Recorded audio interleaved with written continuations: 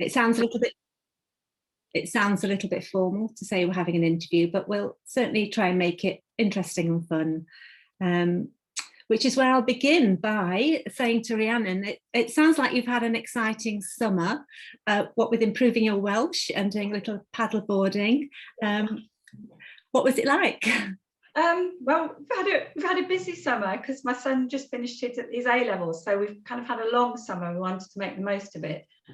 We had Norfolk for a week, and then I went down to Wales for a week to do a Welsh language course, which was wonderful. I learned a ton of Welsh because basically it was, if you don't speak Welsh, we won't feed you. If you don't ask for your coffee and beer in Welsh, you won't get it. So right. Yeah, it's been a lovely summer, really nice. What about you, Angela? What have you been up to? I've been spending lots of time with family, my twin granddaughters, which is wonderful. I've also been doing a lot of crafting, which I find very therapeutic, and I'm lucky enough to have a little craft room here. So yeah, I've been making lots of framed embroideries and some jewellery out of smashed china and what have you. So I know you're very talented. I'm in awe of your beautiful collages you make.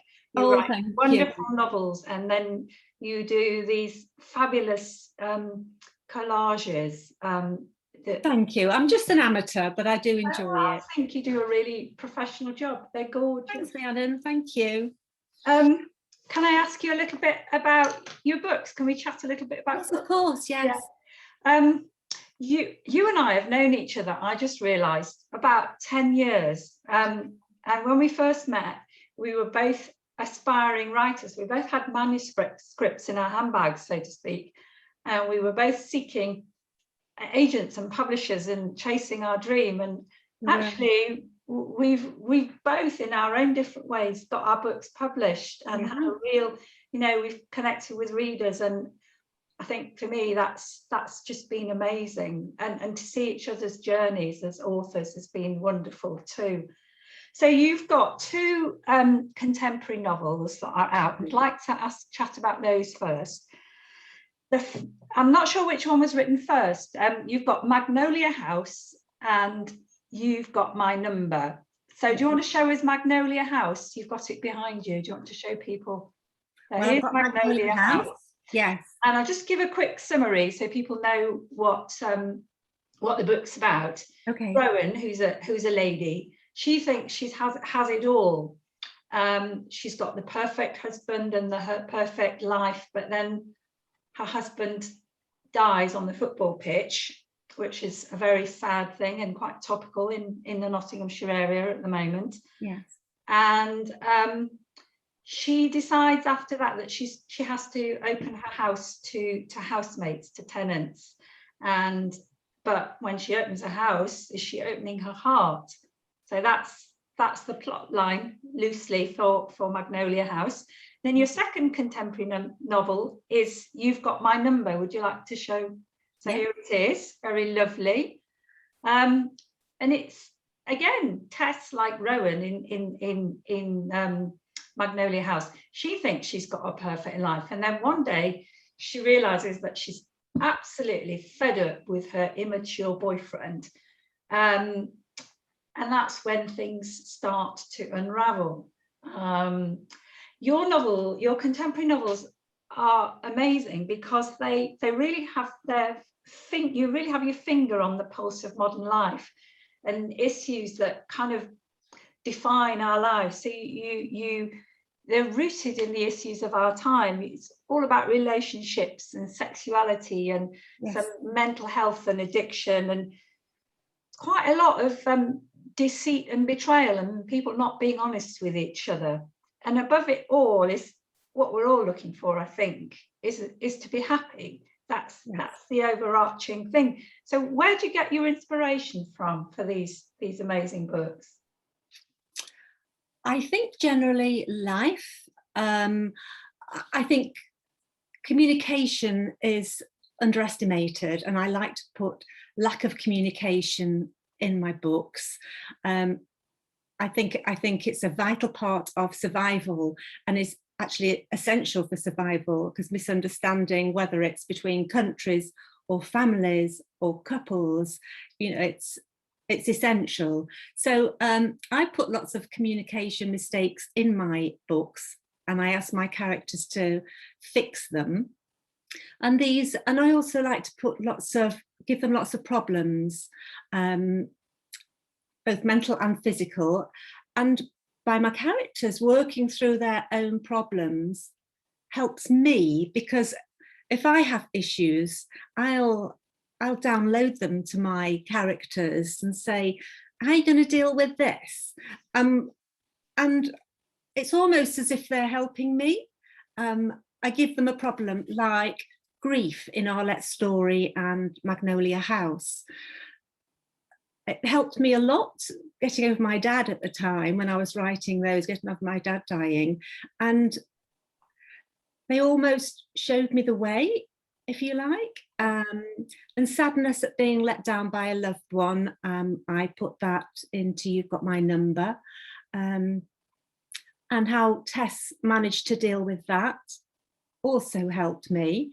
Also I used to have a very mild OCD with the number 3, which I gave to Daniel in You've Got My Number. Oh. And I thought, I've got, I really did give him all my, like I would think, right, I need to take the 3rd trolley from the supermarket. I need to pick the 3rd tin of beans up, or the. Oh, really? Gosh. Yeah. Okay.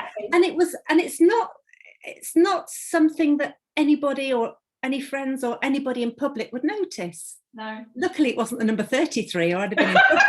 But it was the number 3. And I thought, look, Daniel, I'm sorry, I'm going to give you this problem.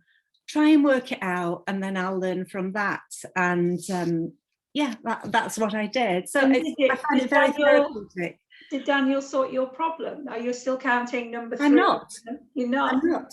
No, and it was only in times of stress. Yes, yes. But now I can say to myself, don't be ridiculous. Take trolley number 2, nothing's going to happen. It's a trolley. So yes, he did sort it for me. Fantastic, fantastic. Your plots are amazing. You have the most. I mean, the plots just drive us on, and that you have lots of twists and turns, and nobody quite knows.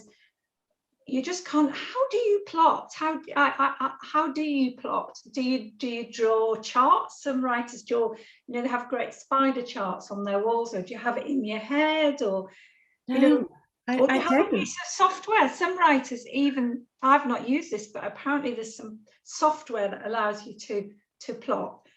Or does it just all fizz in your mind and come together like that? I'll be honest. I have a narrow framework. I know what the problems are I want to introduce, because there's always got to be obstacles for characters to get over and for them to grow as a character.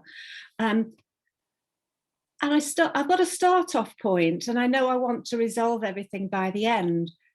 But quite literally, my characters lead me. When I'm writing, it's a bit like watching a film in my head. And I'm trying to write to capture everything they're saying and what they're planning and what's coming next. So I don't have an A to Z plan of what's going to happen. I go off in tangents, and that's quite exciting sometimes, and surprises me sometimes where my characters take me. Yeah, that I work in a pretty similar way, actually. I think I write stuff down on bits of paper and have spider charts on bits of paper. Yes. I don't really do it in the kind of meticulous pre-planned way that many writers do. No. Can I ask you about your French novels? Well, you've got one French novel. Yes. I love this French novel because thank you. I'm interested in historical fiction. I write historical fiction myself. You have one French novel that's published, and it's a World War II novel set in wartime France, and it's called Arlette's Story. Do you want to show us that? Have you got that? Certainly. I love this cover. I love it too, with the poppies. It's beautiful. Now, Arlette, I'll just give you a quick summary, quick teaser, so that people know what the book's about. I suppose you'd say she's an ordinary French girl. She's a farm girl. She lives on a farm, and she's living through extraordinary times. And she initially hopes that when the Germans invade, they come in the north of France, and she's more southern based. So she's hoping that the war won't impact too much on her quiet country life. But she couldn't be more wrong. A Jewish refugee turns up, and that is kind of a kickoff for the story. So she realizes that the old life, the peaceful existence, is gone for good. So that's the plot line. Yes. Essentially, the flavour of it, shall we say. And you've got another one which is a work in progress. So I don't know how much, but we can come on to that. Yeah. You recreate beautifully life in wartime France. So you talk about the service de travail obligatoire, which is the forced labor that the Germans forced on men, particularly young men and working age. How do you do your research into recreating life in wartime France?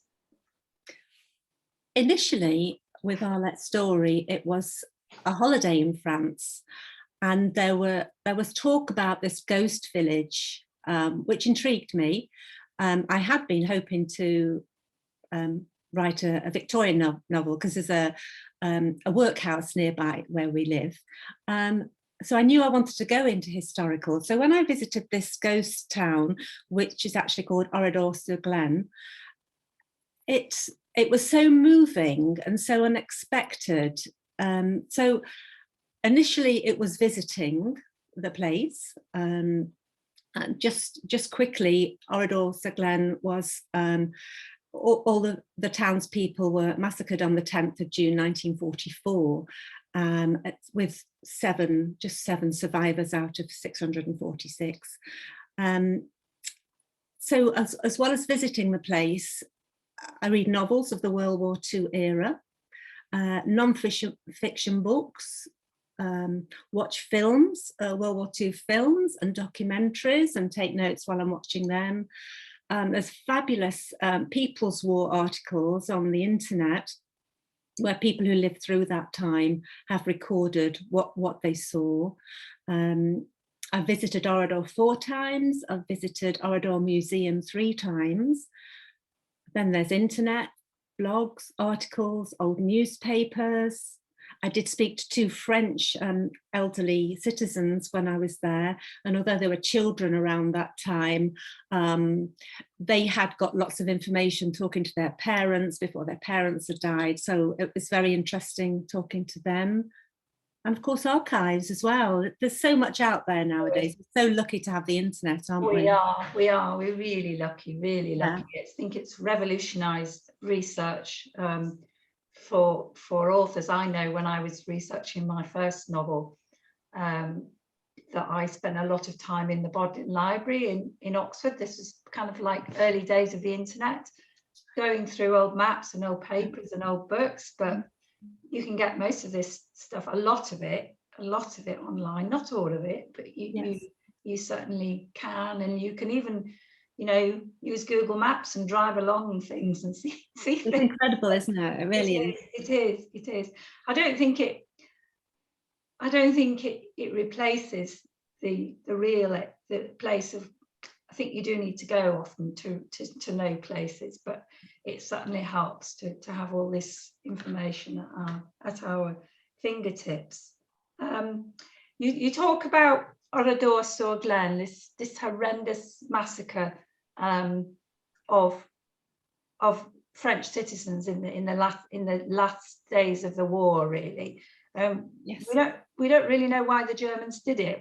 They seem to think it was in revenge for somebody, one of their own soldiers that was killed. Yes. Is that correct? Well, nobody has actually got a definitive answer. Some people say the Germans thought that there were arms hidden there, and others say it was in retribution to the killing of a German soldier. And some say it was just they realised they were losing the war and were just showing that last little bit of power. But nobody knows the exact reason. But it's a huge responsibility writing. I feel that when I'm writing my historical novels. Absolutely. The weight of responsibility on your shoulders to get it right and do justice to huge tragedies. Absolutely, absolutely. How you want to honour the dead's memory. You don't want to glamorise it, and you want to make it accurate. So there is a huge responsibility. Yes, it is. It is. I felt that particularly with my novels, that you didn't want to sensationalise it, but you wanted to tell it. You wanted to tell a story. Yes. Tell a story. Yeah.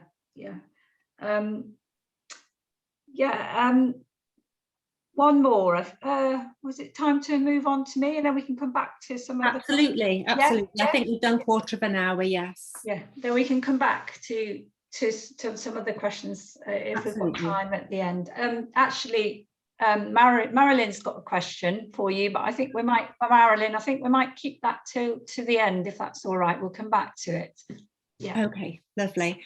Okay, so you also have written both contemporary and historical novels, haven't you?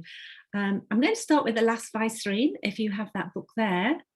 Yeah, here it is. It might need a bit of explanation because it's this is Lady Edwina Mountbatten, who was the wife of the last Viceroy of India, Lord Louis Mountbatten. And she went out to India in 1947 as the Vicereine, the wife of Louis Mountbatten, and they were transferring power from Britain to India. India was becoming independent, and she had a love affair with Pandit Nehru, who was the first Prime Minister of independent India. So this is him. This is his in India, his head is very famous because he wore this kind of white hat. So the publishers put her mind in his mind, so that's his kind of profile there. So I thought it was rather, a rather clever job of that. Yeah. Well, my question for that is, so it's spring 1947 when Lord and Lady Mountbatten arrive in New Delhi.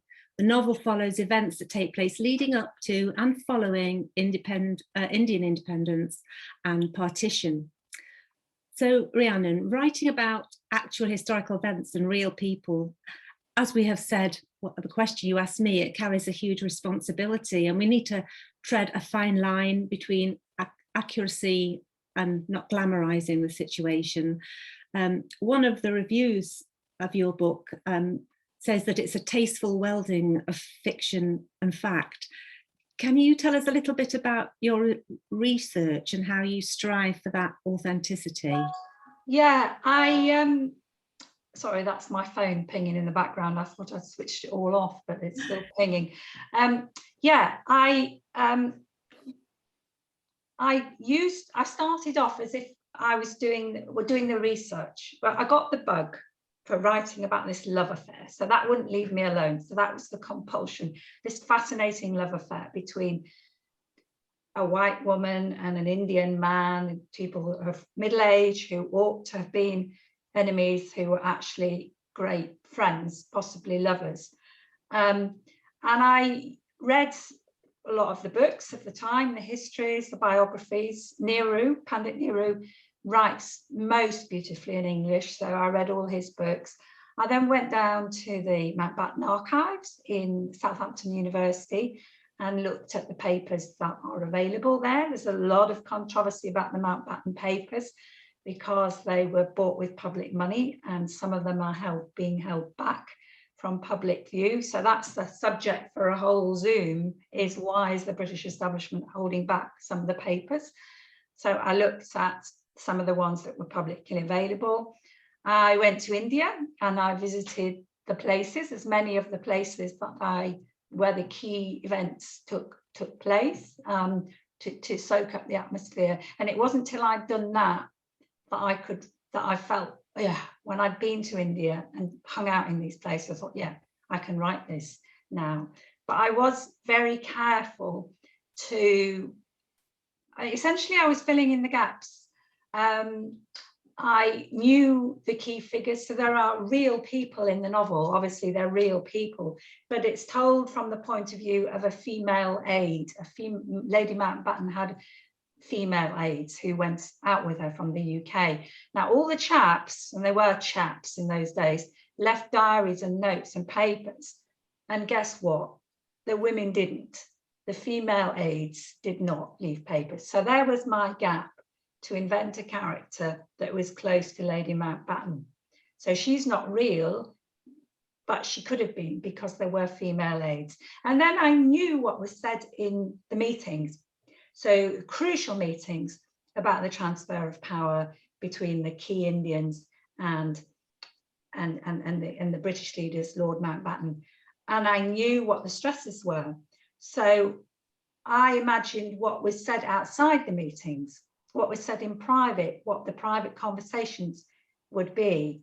And I knew that the Mountbatten's marriage was under huge stress, because people's diaries talked about them rowing at night, screaming rows in Viceroy's house.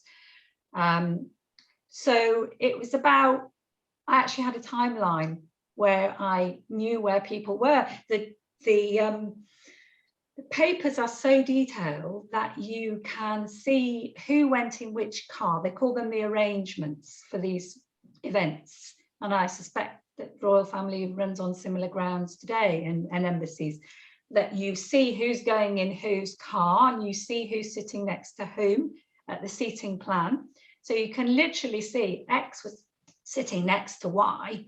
So you can think, well, what might they have talked about at that dinner? You know, and then you can fill in the gaps. So I had so much material that it certainly sounds like it helps with the accuracy of things as well. Absolutely, yeah. Oh, fabulous. Right, so I'll move on to The Woman Who Lost China, if you have that book there. It's 1949, and the communists gained control of mainland China and established the People's Republic of China. Your book follows 4 generations of the Manyings.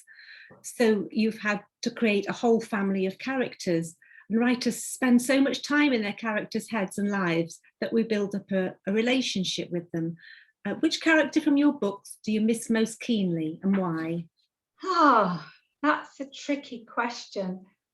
I miss 2. I miss Pandit Nehru from The Woman Who Lost China, though he's a real person. He's a very, very interesting man. So I miss him, and I miss Man Ying, who was the female lead character in this book.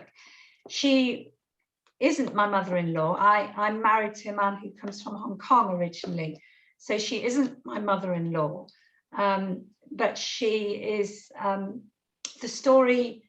Some of the key events in the story were based on some of the things that happened to my mother-in-law. She's over 100 now, my mother-in-law. Wow. But she lived through wartime China. She fled to Hong Kong in 1949 when the communists took over. She fled, she was locked in the toilet compartment of a train with her newborn baby and a revolver, and told not to come out till she got over the border into Hong Kong. Wow. There's all sorts of stories, like family legends in a sense. A legend about an ancestor who committed ritual suicide in order to try and get the emperor to change his policies, essentially, to achieve justice. Yeah. So that's in there. So Man Ying's journey, I think, she's a child in the book, and she journeys to be an old woman through the story. I think she's probably... That's some incredible first-hand accounts there then. Yeah. Wonderful. The Dream That Held Us. Absolutely love this book. This is a more contemporary novel than your previous two, set in the 80s, 1980s. It's a story of second chances and reconnection. I love this book and enjoyed reading about the relationships between 2 middle-aged characters. After all, the need for love and loving someone else doesn't end when we reach a certain age, does it? So no, it doesn't. Where did you find your inspiration for writing The Dream That Held Us? This one, the other 2, The Woman Who Lost China and The Last Vicereine, were big historical epics, if you want, a lot of research.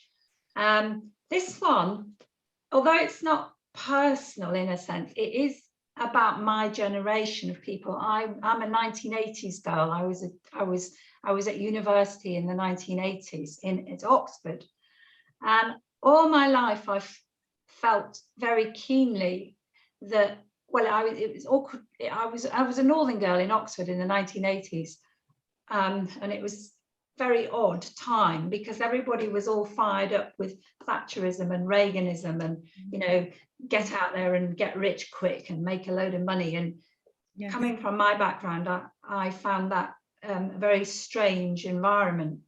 And then I saw that this kind of mad desire, capitalist desire that we started with Thatcherism and Reaganism, ended with the financial crash, the last financial crash. And then the atmosphere's changed. We're talking much more now about sustainability and moral responsibility in business and this sort of thing. So I wanted to write a story about the 1980s generation and the kind of people that they were, the people that the pressures that were on young people and the expectations and the atmosphere of the time. So I started with 1980s Oxford, which is an atmosphere I knew.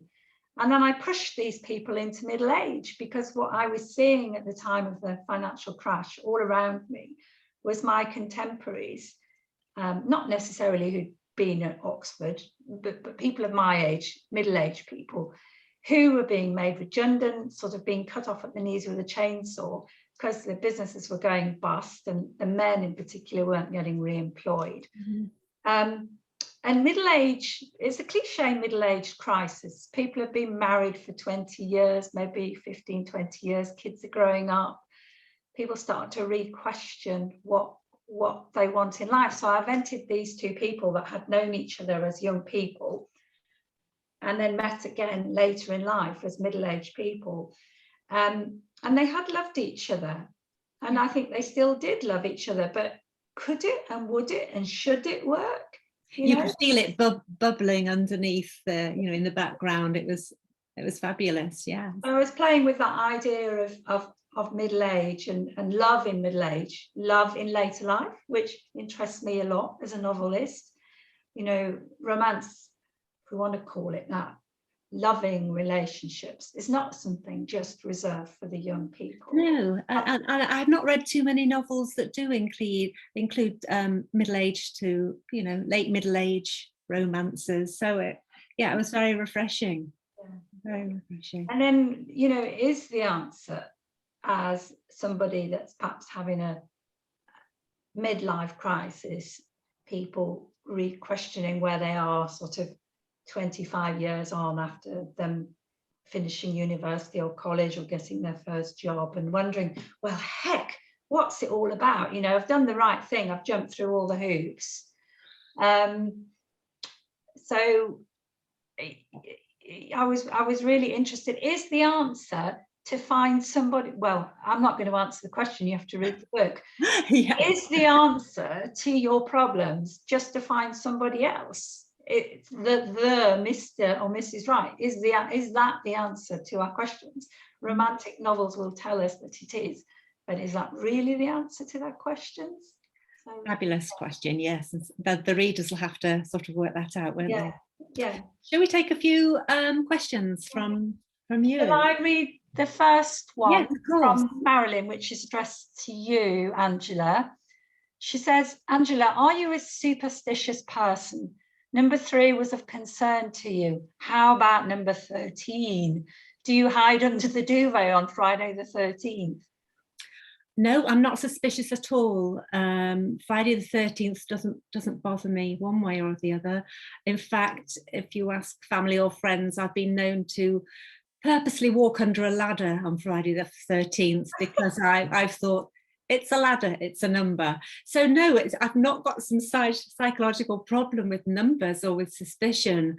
Just, I was born on the 3rd of September. So number 3 has always been a lucky number, which is, to me, that sounds suspicious, doesn't it? Like I've got, like it's a superstition, but it's just been like a lucky number. So no other superstitions, which is probably why in times of stress, I used the number 3 to calm myself and make myself feel like everything was safe, but not overall. It's a magic number. It is a magic number. They've even made songs about it. 3's the magic number, haven't they? So and in religion and religions and things, you know, it's all, things always come in 3s in traditional religions, and everything comes in 3s. I think it's because it's an odd number, so you can change the possibilities around. Maybe, I don't know. That's a discussion. Interesting. Francis asks, what about love in old age? Yes, Francis, absolutely. Francis. Love in old age.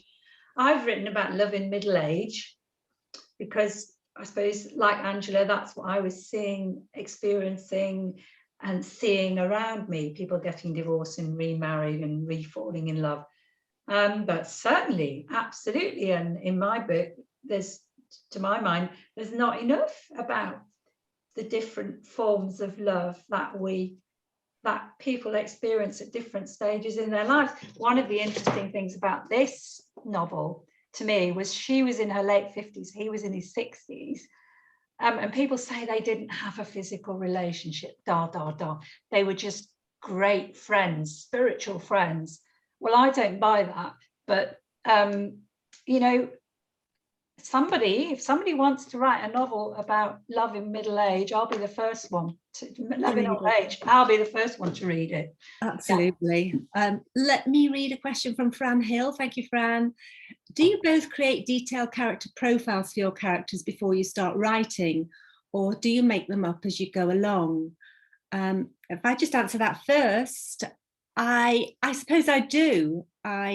Everything from the colour of their eyes to the way they like to dress, to their thoughts on life in general. So I suppose I do, and it's a bit like Rhiannon who said a spider graph, because you have to keep your characters consistent.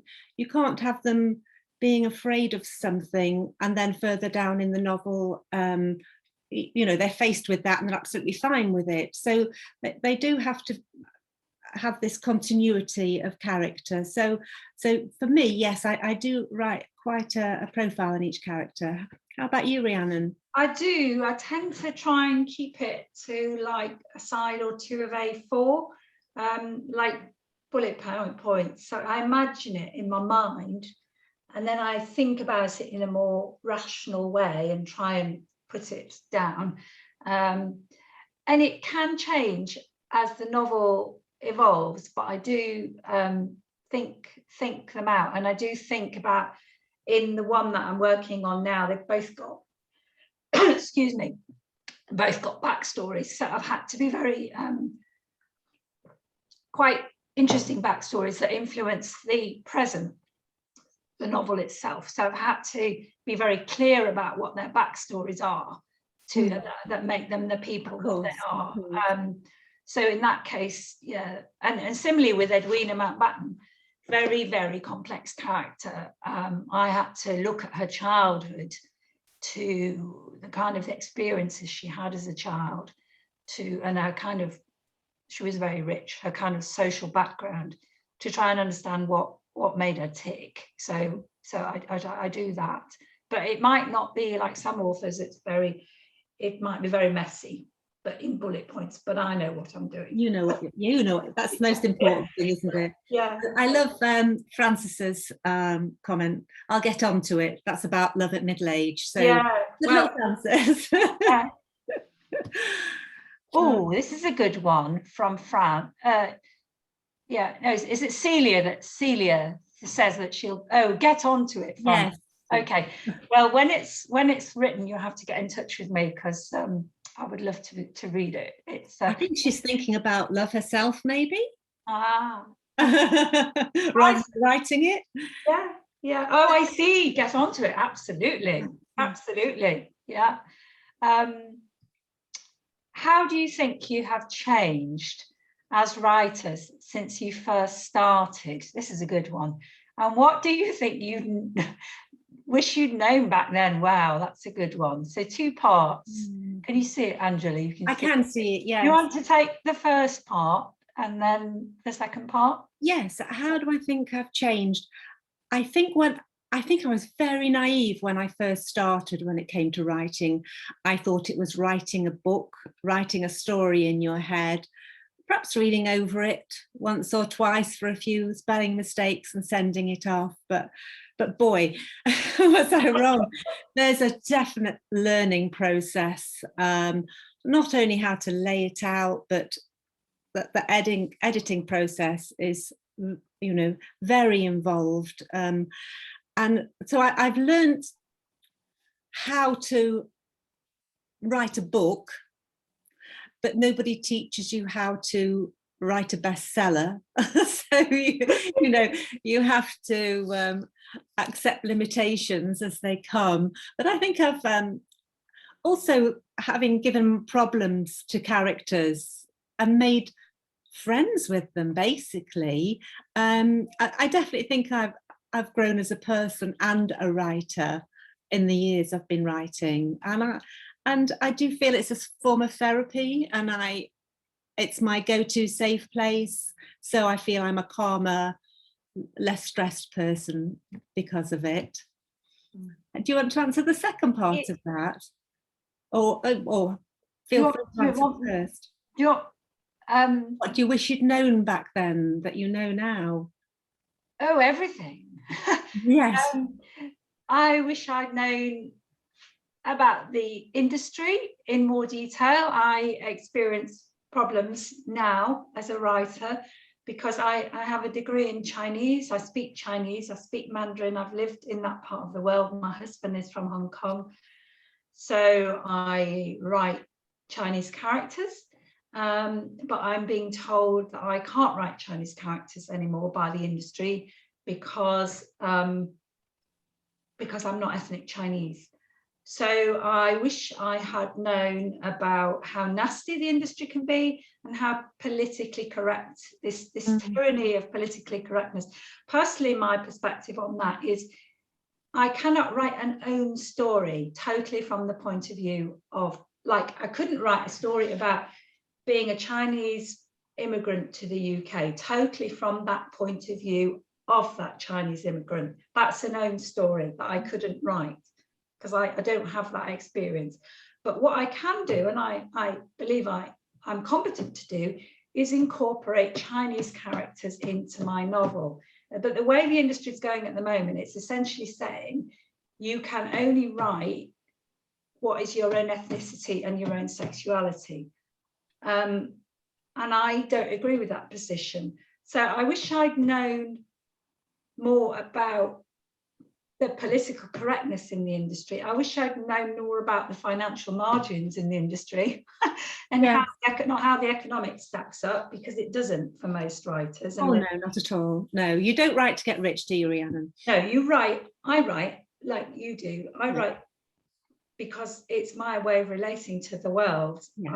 I often say to people, I'm a writer who wishes she could paint. I was rubbish at art at school. I can't paint.